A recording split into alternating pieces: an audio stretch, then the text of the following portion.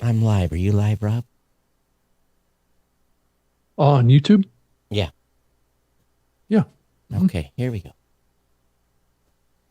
Oh, that didn't play.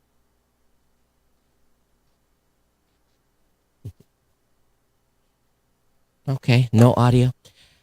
Hey everyone, welcome to the new media show. I'm back in the studio scrambling I don't even know. I don't know what the word I want to use, Rob, but I turned everything on last night and updated it. And then as soon as 30 minutes ago I started, okay, I'm just ready to go live.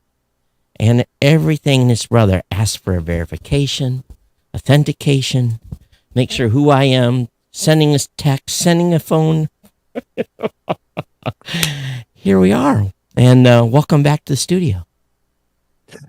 Yeah, I guess it speaks to how fast things are moving these days around updates to platforms. And if you're not using it on a regular basis, I guess we just take for granted how much of this busy work that we do to keep connected and updates to APIs and OS updates and all the stuff that keeps us all scrambling all day and why everybody's so kind of burned out and, You, you and know, trying to keep up with it, you right? know what was funny was is I knew when I got in last, and I got in last like 8 last night Oh, you did. after traveling like 30 hours, and you and I were kind of screwed up on when to go live, and then I said, yeah, Yeah. I can do 3 o'clock tomorrow, no problem. Okay. And my last meeting was at 2:15, and I got started everything ready. I actually had groceries delivered, so that took about 10 minutes, and turned everything up. And then I'm like, Rob, I need an extra 15 minutes. Right. I'm not going to make it.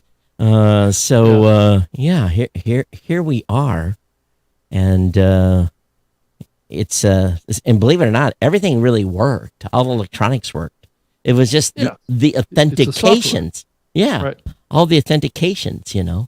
We're live and lit, but I'm not. I didn't do a lit and live stream because I didn't announce that. I didn't have time. So yeah, here we are, and welcome back, everyone. And I have a little tone in the ear. I think I know where that's coming from. Um, I can't I can't hear anything. So Yeah, and I know exactly where it's coming from because as soon as I hit play for our intro music, it didn't play. That means the little 1/4 inch dongle is hanging on the back, not plugged into the road. So, yeah. so what are we talking about today? Anyway, what's on our schedule?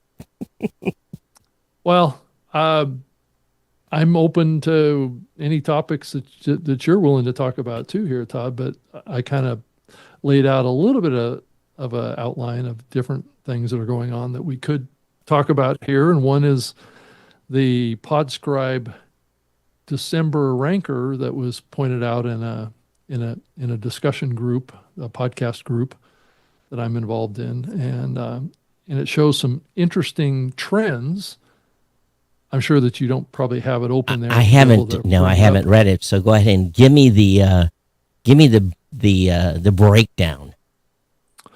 Well, there's a ranker of the top 10 kind of like platforms that are out there, and their distribution of content that's on them that is being consumed by RSS versus YouTube. Oh, So it's kind of breaking out what these big platforms, and I'm talking about like Spotify, Wondery, Acast, NPR, Libsyn Ads, iHeartMedia, Audio Boom, Sirius XM, and then I guess Studio 21 and Q Code. So they're part of this Podscribe kind of podcast rankings mm-hmm. for December 2024. And what was pointed out to me, and I think just to kind of preface this, is that I've also heard others online mention that maybe the Podscribe numbers are not entirely reliable Mm-hmm. on this aspect. But what is very interesting that a person noticed in here is the huge difference in, I guess, plays that are on RSS via YouTube for those platforms. And I guess there's some confusion about, well, what's actually being tracked here? is all of the episodes that are published on like the YouTube channel all being counted here, where on the RSS side is it only counting what was delivered just in December, Well, right? So, when you submit via YouTube via RSS, you have to go on YouTube numbers. There's no data that comes back to the podcaster.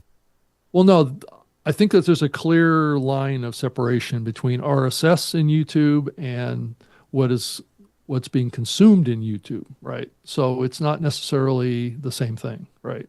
So, and it's not clear about that here, but what it does show is it just show 5 out of the 10 networks that are listed in this Podscribe ranker as having dramatically more plays on YouTube than they do via RSS. But isn't a play on YouTube anytime you just click play and it lasts for 5 seconds? Yeah, that's always the question that follows this ranker, right? Is, what's the detail on this, right? And what is it including? Is it including just episodes that were published in December, or is the YouTube count here counting all the plays that happened on a particular channel in December, right? Which could include a bunch of archives too, right? So it may not be content that was just published in December. Right. So I don't know. It's apples and oranges. The numbers are, I don't know how you can even do a comparison. Well, you can based on when a piece of content is published, right? Well, So again, if it gets 1,000 downloads in an RSS feed and it gets 1,000 plays in YouTube, it's totally two separate numbers and have totally two different conceptions on. I guess I'm confused. It's not entirely different. Its content was published via RSS. Was that same content in a video format published in YouTube during the month of December? And that's the assumptions that I have. So what is the debate? Well, the debate is that the numbers for those 5 channels are dramatically higher on YouTube than they are via RSS. So, but there's other ones in here that are much lower on YouTube compared to RSS. Well, right? I think that would make sense. Some shows are going to do good over there, some are not. Okay, but if you can accept one, we have to talk about the inverse of that, right? So, and that's what we're seeing here is 5 out of the 10 have dramatically higher YouTube plays on their content than they do RSS, and then the other 5 have larger RSS-based consumption than they do on YouTube. So there's a lot of factors that go into this. So what's the debate? Well, the debate is what's going on here.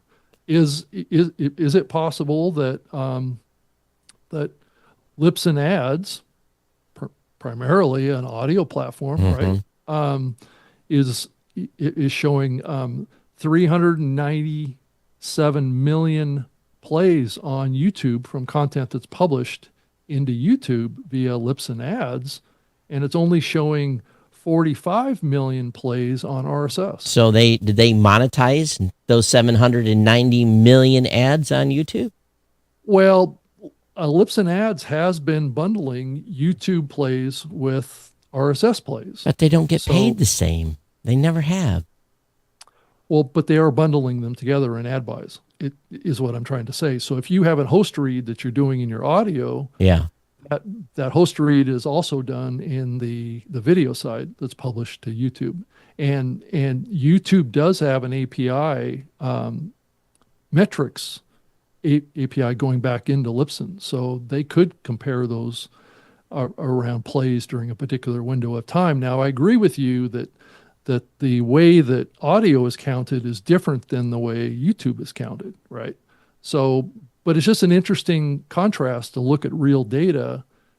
I just don't know what the data really is including in here to really draw any very hard conclusions here. They need to list the shows that got the 790 million downloads. Well, it's a ranker. So, yeah, I do believe that they do list them in here. So, like, just to use the Libsyn Ads as an example, it's listing 857 shows. Oh, 857 shows that got 790 million. I don't believe that at all. No. 390 million plays on YouTube, 45.8 million plays on RSS. Across So 800 some shows. across 853 shows. Well, let's do some transparency then, Libsyn. Let's list those Well, no, 800 shows. No, this is Podscribe. This isn't just Libsyn. So Podscribe. there's 10 companies. Like I just listed all the companies that are in here. The other one. How does Podscribe know this number? Well, that's kind of the bigger takeaway here, is that these numbers are being put out there, and it's drawing people's kind of questioning of what's going on here, and why are we seeing such a big discrepancy between plays on YouTube versus RSS plays from platforms that are predominantly audio, right? So that's, where's the reality here? So that's the big question, right? Is why are we seeing this kind of data? If you look at, this isn't just a bash on audio here. If you look at I'm just wondering how ranking, Podscribe's getting these numbers. I don't know. I can't really because speak to they're that. not running a pixel on YouTube, not allowed. How do they get this data? Well, it's coming from what they know from, I don't know, these platforms. I guess there's reporting going on between Podscribe and these platforms somehow, right? So else they wouldn't be putting out a ranker, right? So on the audio side, so if you look at the audio side, the month of December for all these platforms like Spotify, Wondery, Acast, Libsyn Ads had big increases in their audio consumption, right? So Spotify is at 15%, Wondery's at 8%, Acast is at 6%, Libsyn Ads is at 21%, Audio Boom's 34%, iHeart's 13%, and that's on the audio consumption side. In relation to what? As a group? Yeah, well, it's month over month growth, right? So is my understanding of it. Month over month growth, 21% growth in 1 month? That's what I'm gathering here, and then it ranks out the video side of this as well, and it shows less growth on that side. It actually shows Q Code at 15%, Spotify at 15%, and Studio 71 is not showing any growth. But it says the summary of the growth trends, audio is up 16.17 average growth, and the video side is up 10% on average across all of these platforms. Here's what, they can put all these reports out, but here's what I want to hear. I want to hear from the podcasters. I want to hear for the podcasters that are doing well. I want to hear from them folks to tell me that my audio podcast put on YouTube via an RSS feed is doing better than my audio podcast being delivered via podcast apps on YouTube. I want to hear the podcasters say that, and I want to hear that this is because Todd, this is RSS. I don't think that's what's being talked about here. I think you're talking about apples and oranges here. But you said it was RSS. They were being ingested by YouTube via RSS. No, I didn't say that. You said that. So I said this content that's being published into RSS versus content being published into YouTube. Okay. I'm not saying that's fair. That what we're talking about here is RSS delivered to YouTube. Okay, I didn't ever say that. So what I want to hear from those 800 some podcasters is that I am making 10 times the amount of money I'm making on podcasts as I'm making on YouTube. 10 times the money on YouTube. That's what I want to hear from them. I want these folks to start being very transparent. This whole conversation is all advertising driven, all of it. Everything that's been talked about. Well, that's the whole point of Podscribe and their ranker, again, right? But I want to hear from the podcasters that are doing well. And let's start. Yeah, but that's not going to answer this question. No, it will start answering the question that My podcast that did X million downloads on Apple Podcasts and Spotify, my audio podcast earned this much. My video podcast on YouTube earned this much. And when they start talking about real numbers, then I'll start to listen. Again, Well, advertising why don't you fluff. want to? Well, why don't you want to listen to what numbers are showing, and we can prove them or disprove Well, them, again, or we can question them and I don't. those kind of things. But this is what the industry is. This is what seeing. Podscribe is saying. I know, but people are seeing what's happening here. Okay, they're seeing, but is there proof? Well, that takes into account kind of a perspective on whether or not Podscribe is a credible data gathering platform. I know nothing about them. Or the same thing with Triton's Ranker, the same thing with Podtrack's Ranker. I'm not lumping them in here. Yeah. I'm not saying their numbers are wrong, but it'd be nice for them to explain the methodology on how they're getting this data. Maybe people just know that Podscribe is doing this, but... Well, I mean, even if this stuff is correct, it's not really a threat to anyone. I'm not worried about that from that perspective. I mean, it's clear that the YouTube platform has it's the number 2 search engine in the world. It's where billions of people are going to consume content. So just the fact that things are big over there doesn't take away from the success of RSS via audio, because just clearly these numbers that I just shared with you show that the audio consumption side is actually growing faster. So, it's okay for both of these things to be potentially true. It's probably a strength for the medium that we've kind of diversified, and the audience, and we're reaching audience at a scale like we've never reached before. If these numbers are true, I don't think it could be a negative for the industry because of the business models involved. Well, that's a different problem than what's going on with the audience. I don't think there's an issue with the business model. The business podcasting is. I mean, it's been expressed by James Cridlin and others that there is a threat to the audio business model.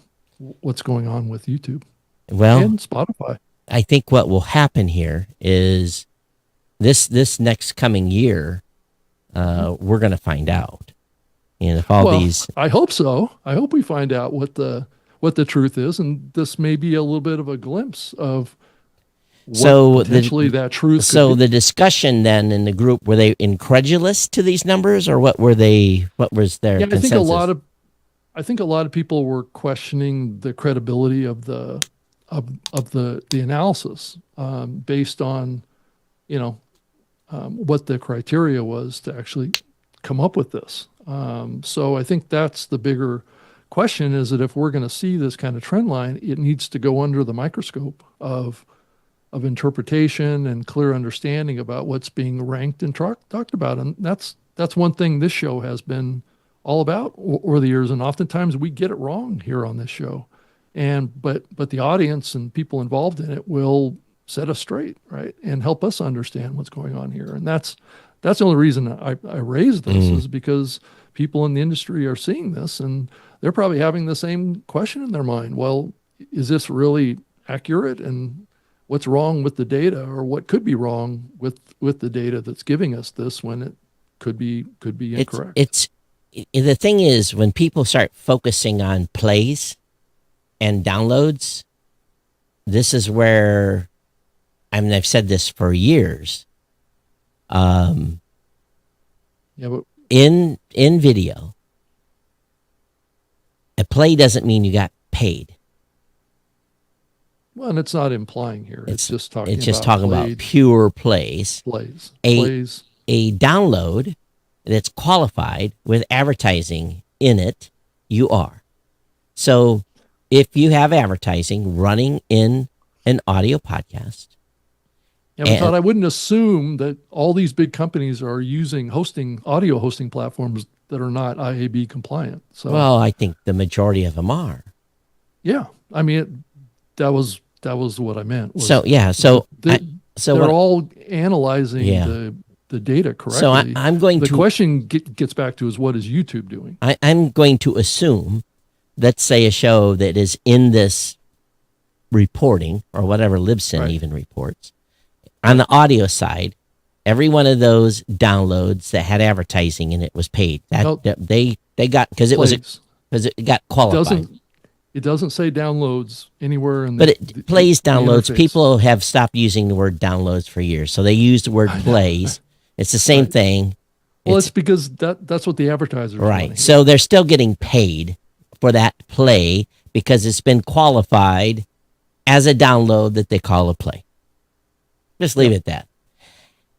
In YouTube, and I don't know enough about YouTube. I'm not a YouTube genius. I don't have a YouTube channel that's monetized.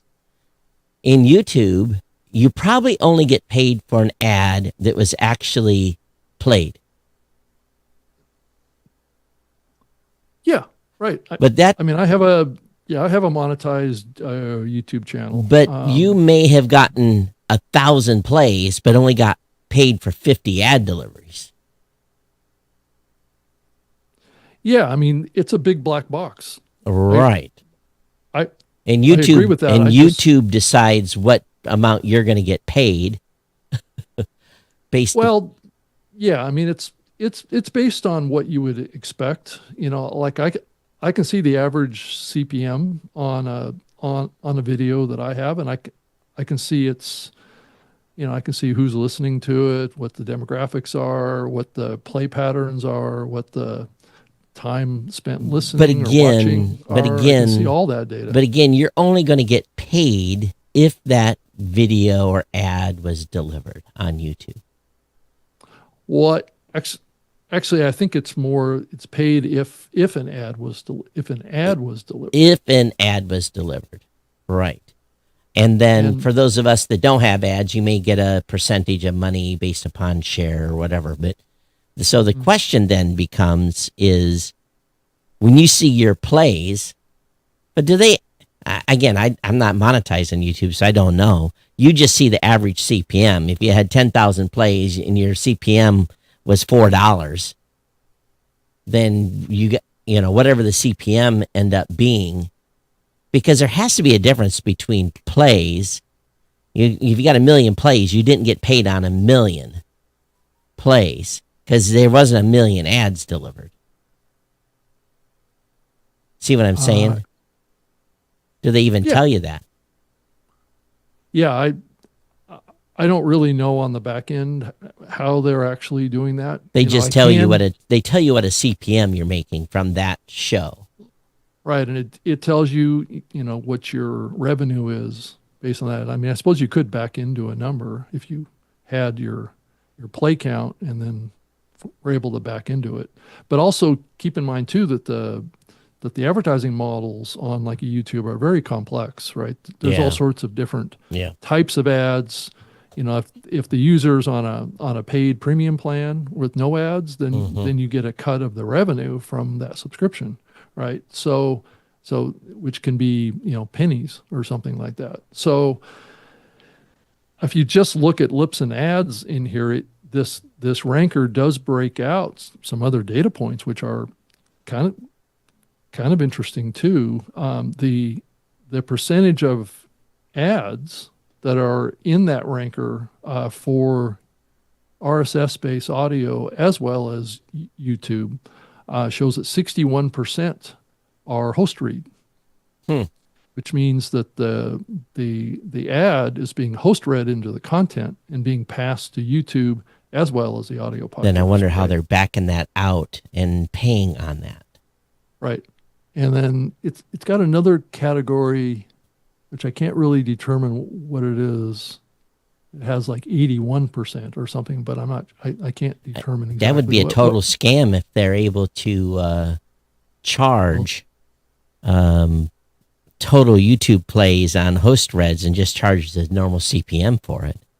Well, I know that's what like a Libsyn ads does is they bundle the. But again, the plays. Again, right? They're not paying a $25 CPM on a YouTube host read on a play on YouTube. I would be utterly shocked if they were.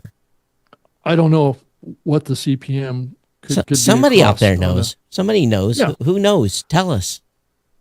Well, I think if you looked at the past numbers back when Lips and Ads was announcing their CPMs, of Yeah. which they've stopped, which is a little bit of a red flag about Hmm. something, but I believe it was in the $19, $20, $21 So range was if the average. so, the way to be transparent about this, which they don't want to be anymore, is tell us what the CPM is on podcast, true podcast deliveries, and what is the CPM on YouTube deliveries. That's where we need to Yeah, see what the CPM is. and they may not want to tell you because it Well, they probably don't. varies from show to show. So so it's always going to be just an average. So and then the other number that's fascinating in here too that you can break out each of these networks of sorts is what the ad load percentages is. Oh, and I've So seen lots of articles recently about people complaining.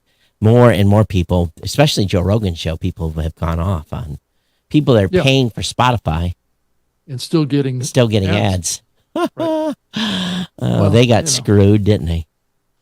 well, uh, so Lips and Ads shows in here an 8% ad load. So, but if you hop down to, let's say you go down to Audio Boom, which also has a similar kind of, but less kind of breakout difference around YouTube and RSS based audio, their ad load is 7%. Okay, But 7% of what? The total show length? So that yeah, means yeah, exactly. that means in 60 minutes you're going to get Seven Libsyn was minutes. Well, 8%. no, it'd be less than that. What's I have to do the high 7% school of, math here. right? I'm not 60 sure what, minutes. it's probably like six minutes or so probably. But I'm just guessing. I'd have to break out my calculator to really do Yeah, it. so let's see here. But you know, Audio Boom and Lips and Ads are doing between 8 and 7% ad load. But if you look at, let's see, if I pull up another network, Wondery's in here as well and is showing 94 million audio plays on RSS and only 8.9 million plays on YouTube. So it's inverse of what we were just talking about Libsyn. So Wondery is predominantly audio, I mean, dominating on the audio side, but they have an ad load of 12%. So is this math right? 60 minutes, you would multiply 0.8%, point 0.8. Point, 0.08 probably, right? Times 0.08, right? Yeah, 0.08. Yeah, I think it's like 4 minutes or something like that of Yeah, it's of probably ads. four or Yeah, 5 minute range would be my guess. yeah.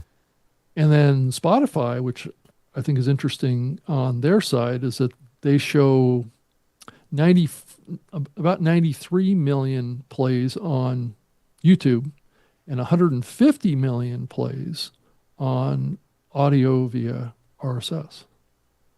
So with an ad load of 5%. Yeah, So, I did do the math right. 4 minutes and 48 seconds of ads in a 60-minute program. mhm. That's a lot. And then iHeartMedia is showing 15 million plays on YouTube and only one, oh wait, is that 1.1 million plays via audio RSS? That's horrible. They say they're number one. How No, much? they're sixth on the list. 1 point. They only had. Oh, this is from Podscribe, not from. That's their No. estimation. Yeah, I said it wrong. That it was 51 million on the audio side. Oh, yeah. Yeah. I was going to say something's really wrong there. Yeah. So the audio side for iHeartMedia is 51 million. The video side on YouTube is 15 million. So it's a dominant audio platform, and of which it looks like 34% of those ads are host reads. So ESPN's So, not in that list anywhere? and well, let me give you the last number that's going to blow your mind. On the iHeart number, 16% ad load. Wow. So it's 9.6. twice as much. Right. My God. How much percent? 16% ad load. That's crazy. Well, they're a very strong kind of programmatic ad platform, right? So only 34% of their shows, or 34% of whatever it is, their overall distribution is with host reads. So So they're playing 9 minutes and 36 seconds of ads for every 60 minutes of content. That's radio. yeah, exactly. Wow. That's And the nuts. only other one that's up in that range is looks like is Wondery. That I'm not So, surprised because I've listened to some of their shows and it's just insane. yeah, so 30-second break, 30-second break, 30-second break, 30-second break. Yeah. So this is why I'm sharing this, is because this is maybe I don't know how accurate it is, but it's a little glimpse into what's going on in the industry with the really big players, right? What they're doing in the market and why we're seeing kind of like a pushback And around ad Libsyn load. says their ad load was 8%. Yep. Oh my God, unbelievable. And it looks like that's kind of like, I think Spotify is the one that has the lowest percentage of ad load It's of, because they of, can charge more. of everyone on the list. It's because they can charge more for the ads Right. because they got guaranteed plays. Right. But it's a glimpse of data. And this data hasn't really been visible in any way, any place that I've seen until now. So, and it really shows you who the players are in the medium that are very focused on heavy commercialization, and it's the players that you would assume would be right. Mhm. Sirius XM is also in the ranker too. That's a satellite radio kind of platform in its origins, and it has a 9% ad load. So it's not too bad. it's still dramatically lower than iHeart. Yeah. So, but that's another one of those. I mean, it's Libsyn ads, it is Audio Boom, Sirius XM Media, Studio 71, and Q Code are the platforms that are over indexing with YouTube versus their audio side. So half of the list, and half of the other list is indexing higher around audio. So Because I don't know if that gets back to a it strategy depends or on if the it gets back. it goes back to focus. Right. Of course. Totally. iHeart Totally. does not want to. They're propping up their business with podcast. They don't want to give that to YouTube. Yeah, I agree. iHeart doesn't benefit from driving a lot of attention to YouTube. No, they don't want them to go to YouTube. And it's the same, but yet we see Sirius XM, which is also an audio distribution platform, putting a lot of weight. I mean, their numbers are huge. I mean, so the Sirius XM platform had 23.8 million on the audio side, and they're showing 175 million on the YouTube side. Well, if you think about Sirius XM, I canceled my Sirius XM that I had in my car. Matter of fact, because it was so they wanted insane money, like $300 a year or something like that. Yeah. You know. And then they came back to me 3-4 weeks later and offered some deal. It was like $50 or something like that. And I, like a dummy, I renewed it, and I haven't even, I've been out of my car 5 months this year. So, value I got there, because I only listen to one show on there, and it's just for, matter of fact, I can't listen to him anymore because he's gotten so political. Yeah, so Todd, in the document, I shared a link to that Podscribe Ranker. So, all the people that are listening to this they're probably going to look at the document themselves and kind of see the numbers because we're not showing it on the screen. Or Yeah, anything all like I that. got from you was an email. So let me. Yeah, it's an outline. Yeah. So there's a screenshot in there, but there's also A link. link to the actual ranker for December from Podscribe All right. that the listeners or viewers of this could probably get in the show notes after the episode. Well, there has been some changes. I saw it come through and was kind of surprised, but Jared has stepped away from Podcast Movement, huh?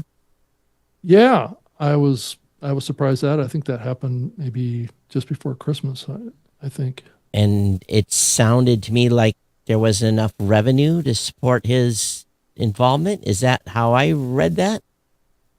I think that's a speculation that's going on about a reason for him leaving, but it certainly hasn't been confirmed by anybody. So that's not a good sign for Podcast Movement. Yeah, and that was part of a bigger topic that I wanted to talk about on the show. I think we've alluded to it a little bit in the past, but the kind of podcast conference struggle right now of who's the dominant platform, right? I mean, who's the dominant event right now, and that's a little bit of a sign that maybe Podcast Movement is maybe struggling, or it could be just Jared is wanting to do something else. I haven't talked to Jared to interpret what's going on here, but I think it is a little bit of a worrying sign that Jared would leave the team. Yeah. But, to me, it's very worrying. Yeah, but I don't, I've left things myself for other reasons other than the companies having problems. So yeah, that's true. So it's what it is. But I do ask the question at this point, based on what we saw at the last Podcast Movement, who's got the biggest podcast show in the world now? Yeah. Because it used to be Podcast Movement, and we used to assume that. But I'm increasingly feeling that the podcast show may be taking that mantle from them. From a it's hard to compare because that venue is a little weird. And I paid big for the location I wanted to be in this year. So I dug a little deeper than probably I should have. But if I don't get the bang for the buck, then I'll be back in the cheap seats next year, or the following year. But Podfest, I feel that there's more momentum with Podfest now than I'm seeing. And actually, I was wondering about this because I'm really not hearing much of anything about Podcast Movement for their spring event. Well, I paid to go, so I vowed this year if the numbers weren't good for the spring event, we would only go to the summer event for Podcast Movement. Right. So I'm not going to commit. I'm not going to be there. I'm sending other team members. You're not going to go to the Chicago event? To the Chicago event. So I'll be down in Orlando, obviously, for Podfest next week. But I haven't made any decision one way or the other if I'm going to be involved in the Chicago event or not. Yeah. So then we've got a couple other shows outside of podcasting that we're doing that we're not going to advertise. We're just going to go. Mm-hmm. So feel there's an opportunity, and we don't want, because every time I talk about a show that we're going to go to, then all of a sudden 2 or 3 competitors show up, so. Well, can't have that now. No. And they may be there already, but they wouldn't have heard it from me. Right. Yeah, that's true. So we'll see. So I'm just posing the question. The Evolutions event in Chicago is March 31st, and I'm really not seeing any kind of external marketing about that event going on. It's a little early, maybe. I don't know. Well, I mean, contrast that with Podfest. Podfest. Oh is my God, they're in my inbox. Doing Unbelievable. world tour events, right? Yeah. Constantly year round now. I mean, I think Chris Kremitzos was like traveling for the last 6 months, going to different cities all over the country, and even heading to Asia. So, I was just asking my contact that I was part of Podfest Asia, and I said, "Is that on again, or are we going to be back in the Philippines, or what?" So, and I'd like to hear an announcement on that if they're going to do it. Then I could plan my return around that date, because it's kind of weird. Go ahead. Yeah, I've been hearing that, it might make more sense for Podcast Movement to become kind of like a business summit event for podcasting or something. I mean, it's kind of turning into that anyway, right? It's not an event that a lot of podcasters go to. Well, we downsized our booth, so right. It's not a event that's really positioned itself to go after the full spectrum of this new creator medium. Whereas the podcast show, I went bigger. Right. And it's still focused on the business side, but it's focused on the full spectrum. There's a full bevy of creators there. Right. And full bevy. And what's interesting is Podfest is focused on really more the creator side. Yeah. It's not so much focused on trying to, be an event for Spotify to take a private room somewhere and have a bunch of meetings, right? Yeah. So, they still have private meetings. Happened. They still have private meetings at the podcast show, but it's out in the open. They're on the edges. Yeah. Well, that's the contrast. Yeah. But I've heard many people in the industry talk about Podcast Movement. Well, why go to Podcast Movement? Because they're not really a public event anymore. Really, it's an event for business people in the podcasting. And it's very expensive. And it's expensive, and it's during the work week, so it's positioned for people to go. This is their full time job. Yeah. This is what they do full time. So and that's different. There has been a little bit of talk that might be changing with Podcast Movement, where they might move it into a half in a weekend or something like that. I would be shocked. Well, I think it would be a smart move for them to do that. If they were to kind of shift the event, kind of split it up between Saturday and Sunday and then a Thursday, Friday, so those business people can just come in for Thursday, Friday at home, and then they can attract those creators again that can come in on the weekend. There was a interesting topic on Engadget today. It says Google can automatically make a podcast based on your Discover feed.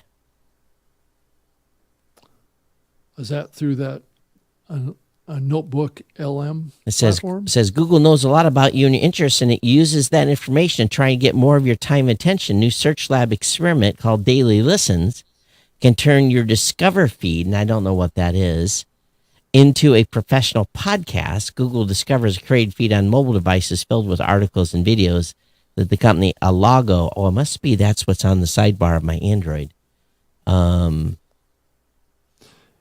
Yeah, I know. I've been playing around with some AI agents lately. There's a agent plugin that you can get for Chrome. It's called Do Browser. That's what it's called, and it basically integrates AI into being able to manage all your Google apps. So you can prompt it to, let's say, batch up a bunch of emails, go out and do a bunch of research, find an email address of a certain type of individual, and put it all into a bunch of emails, and then write a individual email to each one of them with your, like, whatever message that you want to batch send out to a bunch of people, and the AI will just pull all the data from your Google Docs, generate all the emails, and then it optionally will allow you to approve each one of them, or it'll just automatically send them all out. Oh, wow. So it's this automation that we're kind of moving into now, which is going to require all of us to have a lot of trust in these tools, right? If you trust, you're going to get screwed. I think you have to trust and verify. Yeah. I mean, at this point, I would agree with that, but being able to automate the research. I mean, I was thinking about this because all of us use Chat GPT with our podcast to do like scripts, outlines, summaries, that kind of stuff. Rob, you're not using the Blueberry Pie? Well, it doesn't matter what AI that you're using. It's basically that's what most people are using that for, right? I mean, I think the next evolution is that the AI will do more deep research for you and will actually be almost like a representative of you out there. And I think that's the next stage for AI is agents. My discussion at Podfest is going to be around AI and the production of your podcast. So is this tool that you're talking about on Blueberry, does it kind of do what I'm talking about here? Yeah, but it doesn't record for you. It just does prep and show ideas and show summaries. Does it do that kind of automatically based on a prompt you give it? Is that what it does? Yeah, you tell it what topic you want to cover and who your guest is going to be, or if there is going to be a guest. And you give it a few links. How much prompting do you have to do? Because I found this balance as I'm playing around with these agents is that oftentimes I have to give it so much information about what it needs to do that I might as well just freaking do it. Well, and that's the challenge. You give it the topic of your podcast and what your goal is with the show. And and if you're going to have a guest, you give the guest name and hopefully you'll have a bio that you can link to, or a LinkedIn page, or Wikipedia, whatever. And then all we do with the show prep tool is help you with questions and topics. So we suggest 10 topics, suggest 10 questions for a guest, allow you to edit those, delete them, ask for more. And then once it's all done, then we produce a show flow for you. It comes up with a full show flow based on data that you've already preset into the system once. And from that show flow, you can print that out or use it in a PDF. And it's, I don't use the show prep tool myself because my prep is different. I have to go through websites and I got to find my links. My guy is out in CES today, so I'm doing show prep for my show tonight. And was just about done mid-afternoon with that.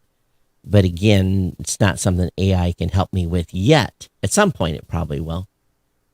Well, I guess that's kind of the bigger thing that I'm trying to mention here is that, prompting is going to be an art, right? That all of us have to develop. And since I've started using this AI agent platform, this Do Browser plugin, it's caused me to think quite differently about how I prompt AI, right? I mean, it's asking for like links to resources, like a link to let's say a Google sheet, right? That has data that it can know where that is. It can go into that. It can grab all that data that is relevant to what you want it to do, and it'll go in, or it can go into your Gmail and find things in your Gmail and use that to formulate a document or formulate a batch of emails or things like that. So, how do you prompt the AI to do what you want it to do is I think where the challenges are going to be. How much work do you have to put into the prompting and as a trade-off for what it's actually going to do for you? Right. I think for some folks, we try to make the prep tool something you could do in 5 minutes, and get an output. And then you can, but most podcasters do them more than 5 minutes prep. So again, this is just kind of a preliminary, but I think the true value, as an example, if I was going to be interviewing you for the first time and didn't know you, but I knew of 5 podcasts that you had been on, or linked to your website, I bet I could come up with some seriously good interview questions for you in under 10 minutes. And not have them be duplicated. Right. Well, they might be that's a duplicated, but unless you listen to every interview that you've done in the past 2 years, then, are you, is that information relevant? So, we're looking at the AI stuff for stats and what we can pull out of all the statistics data that we have. And we've been really thinking hard on that. And quarter 2, we're going to kind of tackle it because I've got data. So it's more about, it's not even AI really anymore. It's more machine learning. Yeah, I think that's the key really here is that AI that's working for you needs to index you. It needs to train on you. Yeah. In the content that you're making, so it can make better decisions for you based on what you've done and what your expertise is. I took all of my blog posts that I've ever written for Blueberry, for Geek News Central, and I had that all brought into a database. I had all that information. I had personal folders of proposals, correspondence, you name it. And I built my own doppelganger. Yeah. So I have a GPT profile that is got my information that I wanted to share. And if I wanted to write, and I don't use it that much, but once in a while it comes in really, really handy. But a digital doppelganger is pretty awesome. Well, that's an AI agent right there. Yeah. If you think about where this is going, it needs that AI agent that is yours, right? It's probably going to be loaded on your local machine. That's the direction that this. Well, you can. These LLMs are going to be distributed platforms, right? They're going to be in each of our computers, right?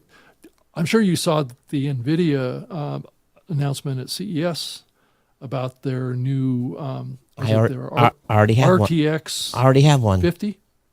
The little unit. Yep, it's in a box here. I haven't opened it up yet. Oh! Did they send it to you? No, I bought one. Oh, you bought one already? Yeah, it was $249 or something like that, or $349 or something like that. But you need to know Linux. This is their little itty mini one. Okay, yeah, I'm talking about their graphics card that they just announced. Oh no, not I bought their little kind of like Raspberry Pi type of thing that you can run Llama or something like that on it. Yeah. You also announced that little gray box that basically is running like it's like a tiny PC that you can put on your desktop and things like that. I think that's like $2,000. Yeah, the one I bought was $249 or $349 or something like that. It's not the cheapest graphics card of that GTX 50 series. They announced on the keynote was $549. Yeah, it's not a graphics card. It's a standalone. It looks like a Raspberry Pi. Okay, well, that's something different than what they announced on stage at CES. Let's see here. This one had already been out. I was blown away by the specs that this graphics card had. It was just incomprehensible. Well, the AMD one here. Let's see here. Can I find? Where is it? History. I'm trying to find the.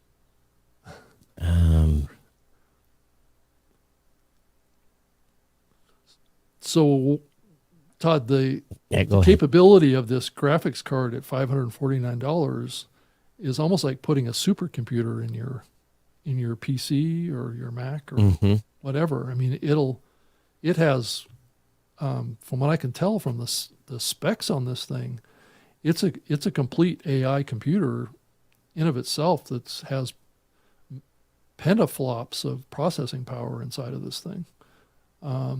It's going to transform all of our PCs if we wanted to. I mean, he's even putting it in laptops now. Wow. That are selling for $1,200. So what I bought was the NVIDIA Jensen. Yeah, that's not the the thing that was announced at CES Oh, just okay. 2 days ago. Hang on, let me show you this thing if I can find it here. NVIDIA Jensen's Orion Nano. And this is nothing as, let's see here. Now, can I find it? Find a product here.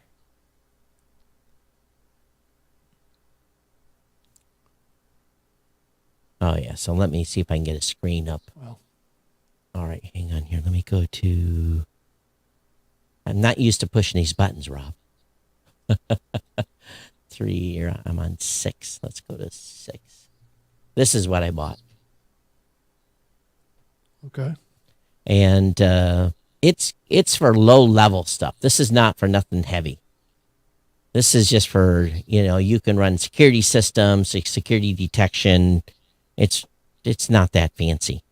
But that's what I bought. And I know they made a bunch of announcements, but this is relatively new too. And it's a little more powerful than a Raspberry Pi. So Yeah, Todd. It's called the Blackwell. NVIDIA Blackwell. Yeah, that's the one that was just announced. And this is for a is, Windows machine that you can... Well, he didn't specify. I think it's for any PC that a manufacturer wants to use it in, I think, or Yeah. it can be a Mac, I suppose. It probably wouldn't be in a Mac. It probably would be more in a PC or a Linux machine. But just the processing power of this thing is just off of the charts. I mean, it's going to change. It's going to change everything, Todd. I think this graphics card takes things to a whole. Well, they've released a whole bunch of stuff at CES, so. No, I know they have, but this is. But you're going to need to be a super nerd to run one of these in your house. No, it's going to come built into all the new computers. Oh yeah, or they're going to have their own computer. Right. So this is a revolutionary moment. This is like going from, a Core i9 to a Core i50. So, I mean, it's got capability to process data. I think he said up on stage that this processor has the ability to process as much data as the entire internet traffic per second. What? That's how fast this thing is. Running in your desktop? Yep. So you're gonna be able to run these AI models right locally on your computer. Well, Elon Musk says that all human indexable content has been already been indexed by AI. Nothing more is left to index.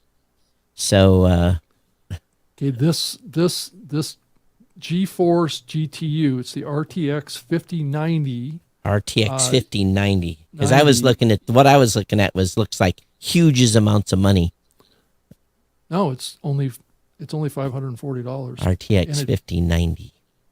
And it features 92 billion transistors. That's impressive.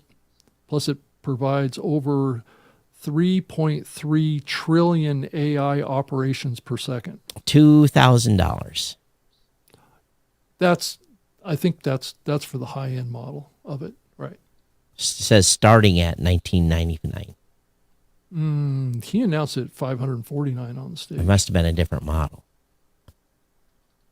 Yeah. I think there's 4 different models. This is the 5090. But again, you're going to need to have a machine that can run this thing too. It's not going to go in. It's not going into this is not going into a Mac. Probably not. No.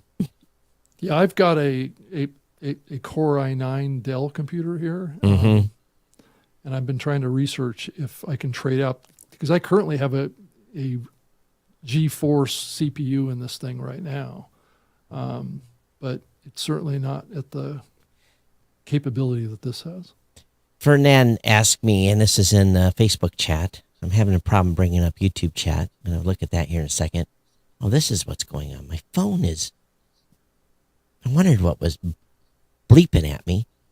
Ferdinand says, are podcast episode transcripts embedded in a post helpful to SEO, or are traditional show notes optimal? Well, both. Optimal show notes are best with the episode transcript is in the RSS feed as an XML file. So hopefully that answers your question.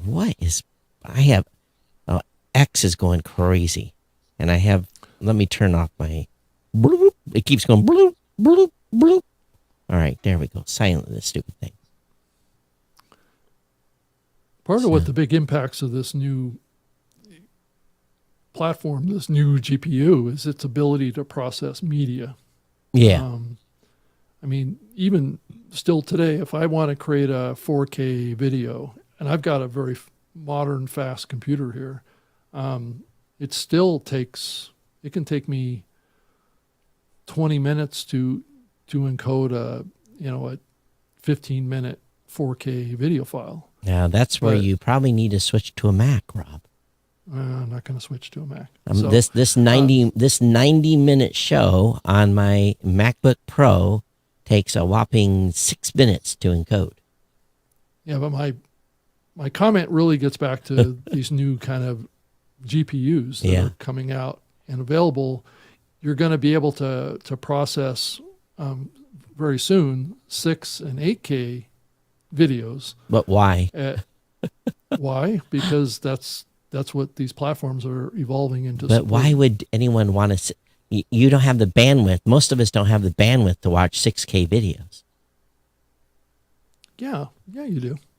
I don't. I've got probably close to 200 megabytes per second. Yeah, well, again, you're the exception, not the rule. I think there's millions of people that have access on cable like that. Well, there's as many that don't. My neighborhood, if I didn't have Starlink, I would have nothing. Yeah, but I'd have 15 megs down. Okay, but Todd, how many people live within a 2-mile radius of you? 400 or 500. Okay, that's not that many people. But again, still, none of us have high-speed internet. None of us? No, unless you have Starlink. In my area, unless you have Starlink, you don't have high speed.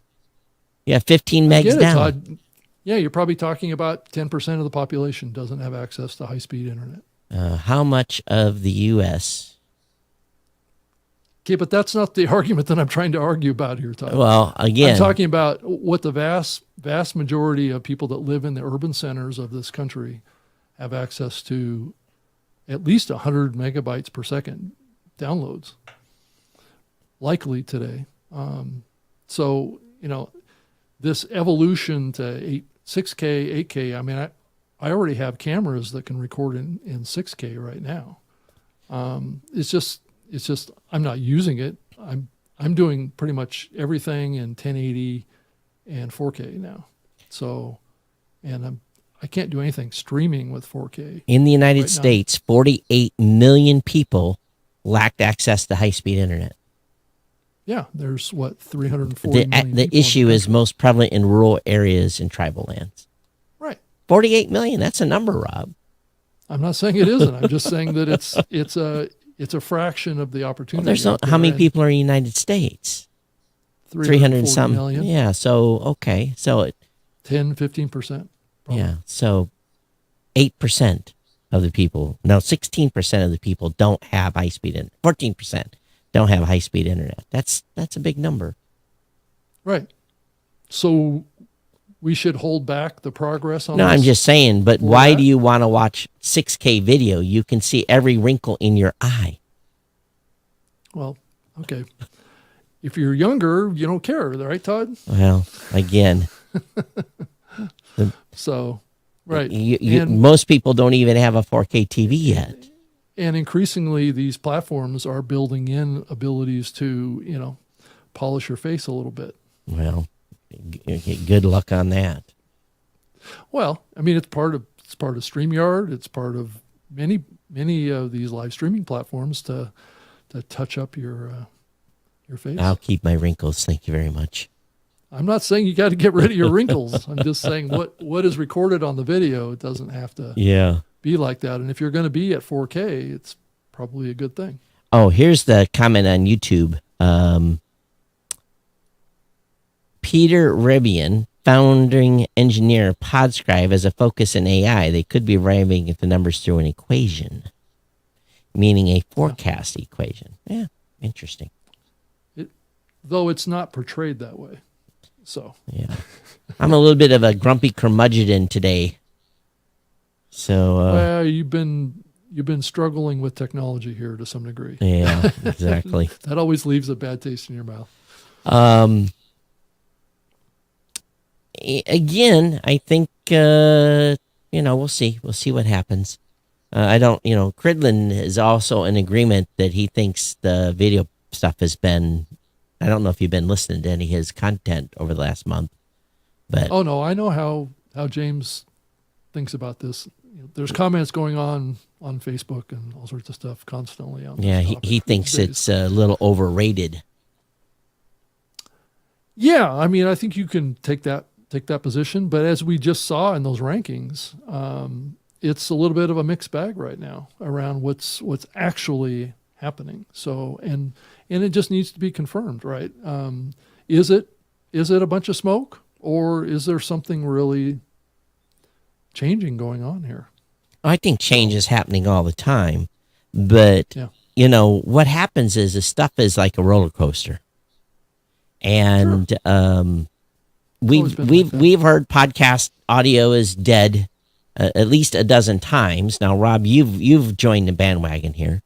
On audio, audio podcasting that audio podcasting is dead. No, I've never said that. The way you talk, I feel like you've taken that position. So no, I'm including video. I'm not excluding video, or excluding audio. I'm including everything into the pie now. Yeah, and that's why I talked about that ranker, is because it looks at both sides of the pie, and it portrays half of these networks are finding success with video. They still have growing success on the audio side. Yeah. It's not taking away from the audio side. It's just maybe those platforms are strategically positioning themselves to go after video and audio. And there's nothing wrong with that. No. I don't think. No, I don't think so either. Yeah. So that's increasingly my position on this, is that if you're a content creator, life is kind of tough right now because you have a lot of choices to make, and you have a lot of complex platforms that you have to figure out what you're going to do or not. And we are 9 or 10 days away from the doom of TikTok.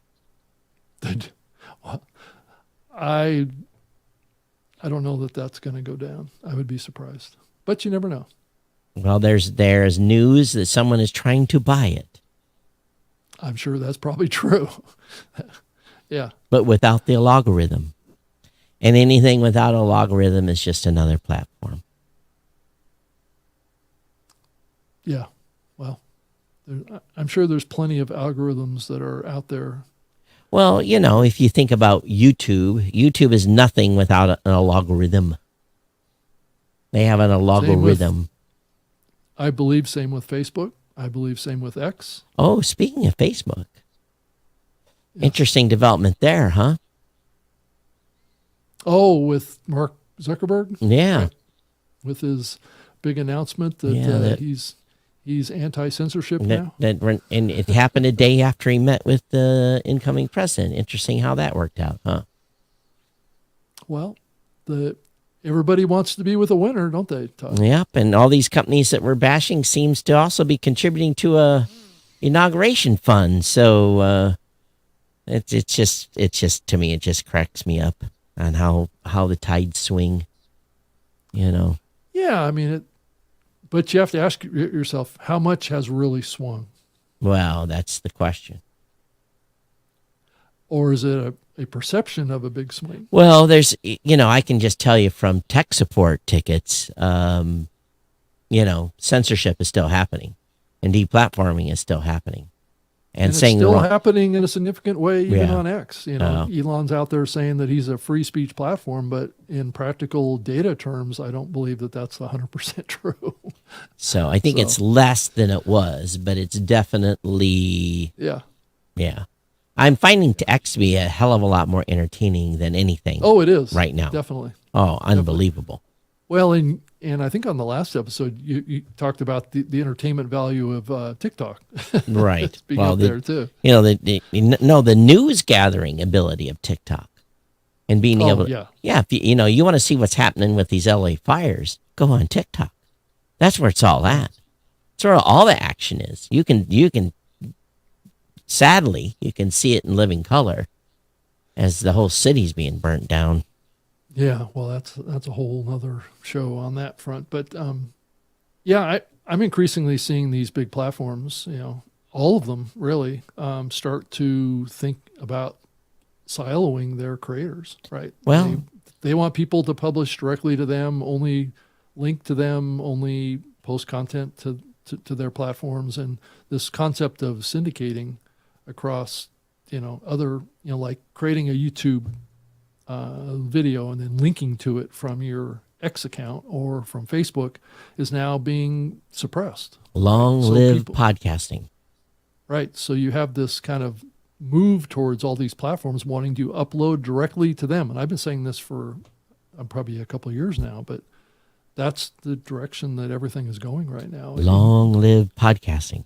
Right. And your ability to publish once and have all your content go everywhere is really only living in the world of RSS with audio. The last bastion of free speech. Well, there's some true free speech. Well, there absolutely is.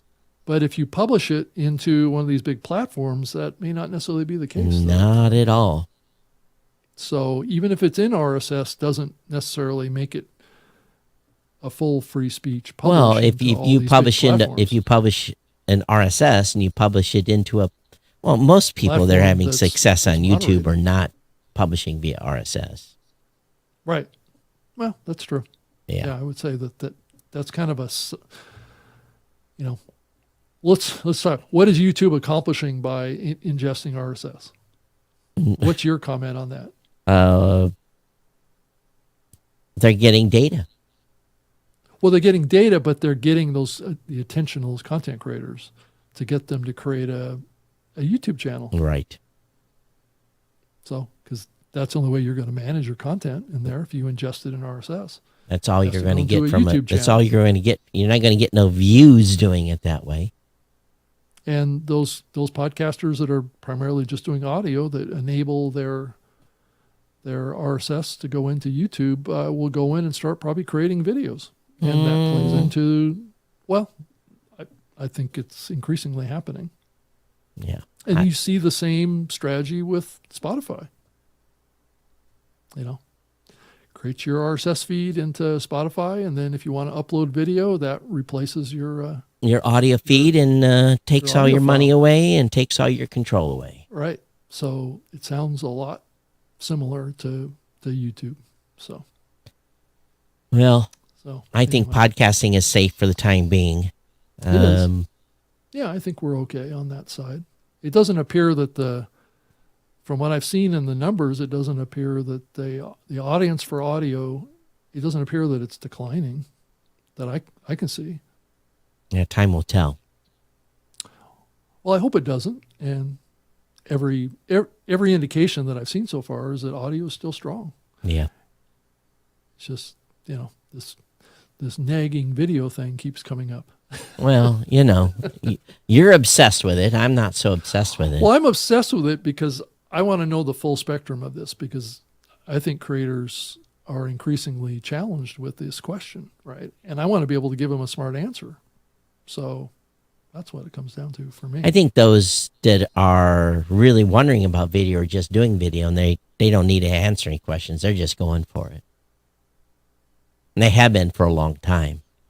Yeah, I think I've said that it's easier to start on the video side and then go over to audio than it is to go from audio over to video. I think you've done a lot of the heavy lifting if you're doing video, I think, that will potentially, it's an easy adjustment to go over to making that as an audio program. Mm. It's easier that way. I'm not saying that it's ideal or best or anything to take that approach, but that's kind of what I've done. Mm. And I've tried it and played out that particular scenario, and it's an interesting approach to the market.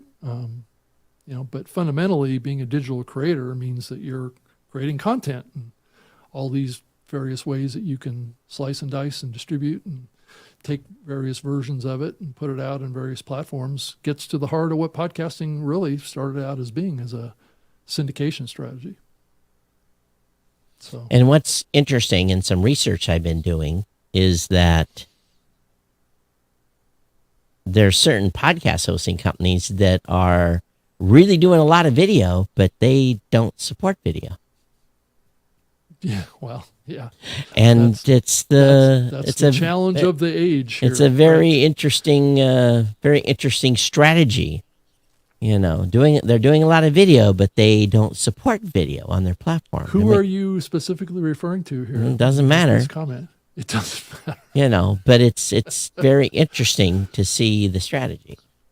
Well, there's one podcast platform that's been doing that for many years, and actually was leading in it, I believe.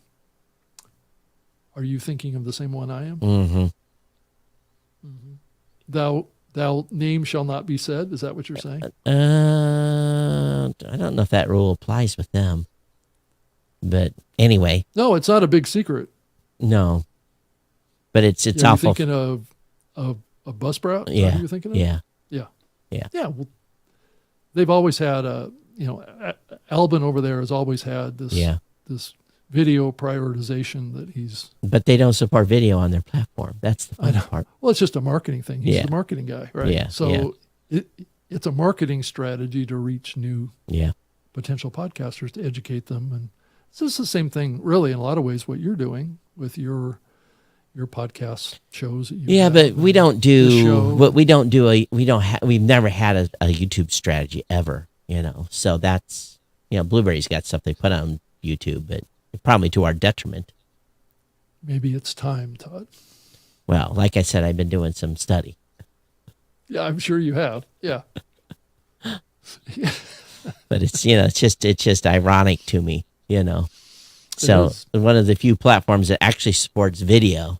I think that's another check mark for you, Todd, Yeah, I think so. on that path. So anyway, we can have fun about this. Right? Yeah, we can have It fun. doesn't always have to be an argument. So who is who is going to be joining us next week at Podfest?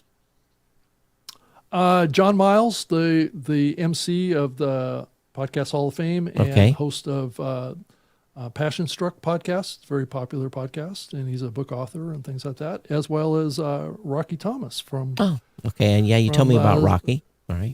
from Soundstack. And what are we going to be talking about? I haven't figured that one out yet, Oh. Todd. Oh, okay. That's coming. That's good.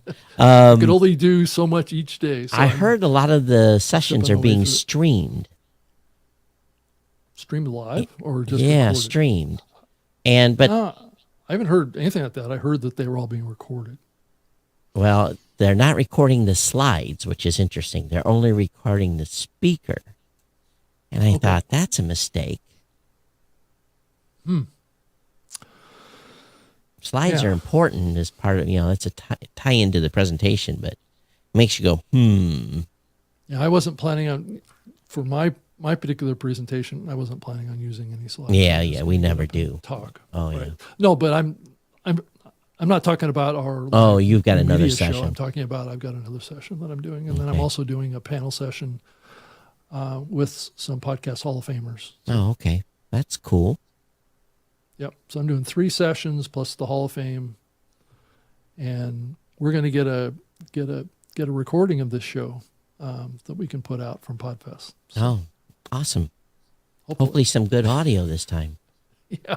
Well, I'm going to capture it with my Nomano either way, so we'll have a recording either way. Okay. Right Did the after. Nomano recording last time work out okay, or? Yeah. Oh, okay. Yeah. Are they still in business? Yeah. Oh, okay. Yeah. haven't- It's on the shelf back here. I haven't heard So from them lately. Yeah. Well, They do have a U.S. representative now. So he's based up here in New York. Well, after 30 hours of travel, and I did get some sleep, but a full day at the office, I had meetings running, right up until we started turning, like I said, 45 minutes before the show, when I was scrambling to make sure the hardware would come online. I've had a full day. I'm going to collapse. I got my regular show to do tonight too. So, I usually do my podcast tip show on Thursday nights. So, so you got another one as well. At 7. All right. Well, I'll try to get all these put out today. And we're a little long, but we went a little short in the beginning. And but all the we started late. All the recordings are working. My background here, though, it's kind of funny. I can't. Apple update changed where my wallpaper setting was, so luckily you don't see my screen because you'd seen a Blueberry ad if you did. Because I don't have the new media show banner up, so just stupid little things. I've got it behind. Yeah, you've got it behind us, so that's good. And I didn't have time to white balance the cameras; they're a little bright, but yeah, after being it looks good. Yeah, it should work out. But anyway, we'll get out of here. I'm Todd at blueberry.com, at Geek News on X, at Geek News, at geeknews.chat on Mastodon. All right. I'm at my name, Rob Greenlee, on all the social platforms, robgreenlee.com, and X. I'm on there as well. I post links to this to the New Media Show X account as well. So we try and keep that up to, that's NMS Audio Podcast. Oh yeah, NMS Podcast. Yeah. And so if you want to go there and subscribe to that, but you can certainly send an email to me, robgreenlee@gmail.com. I'd love to hear from you. And if you have any secret tips on things that are going on with the Podscribe stuff, we'd love to hear it. Yeah, absolutely. And join us for our live session at Podfest if you're there. It's on the 16th of January at 3:30 p.m. Okay. So how long do we have? An hour or how long? Hour and a half. Oh, we got a full lineup. All right, perfect. Till 5. Yep. Come by the booth. We've got some secrets that we've kind of already talked about. But if you come by the booth at Podfest, you can get access to Guest Match, our new Guest Match Pro service.